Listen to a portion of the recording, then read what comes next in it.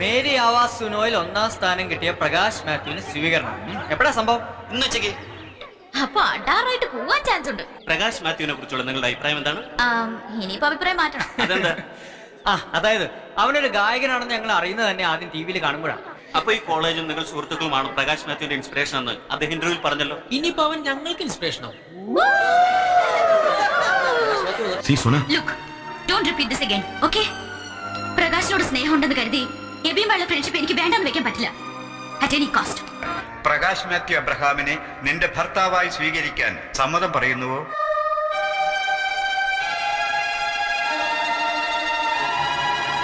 നിന്നെക്കാളും വലുതാണ് എനിക്ക് പ്രകാശിന്റെ സ്നേഹം. നിന്നെ സങ്കടപ്പെടുത്തിയിട്ട് എനിക്ക് ഒന്നും വേണ്ട. അത് നിനക്ക് പുള്ളി ആരാന്ന് അറിഞ്ഞൂടാത്തതിന്റെ പ്രശ്നമാണ്. മേരി ആവാസിൽ നിന്നുള്ള പരിപാടിയിലെ ഫസ്റ്റ് വിന്നറാണ് പുള്ളി. ഇപ്പൊ അങ്ങ് ഗ്ലോബലാണ് പുള്ളി, തിരിച്ചാക്കിയിട്ടില്ല.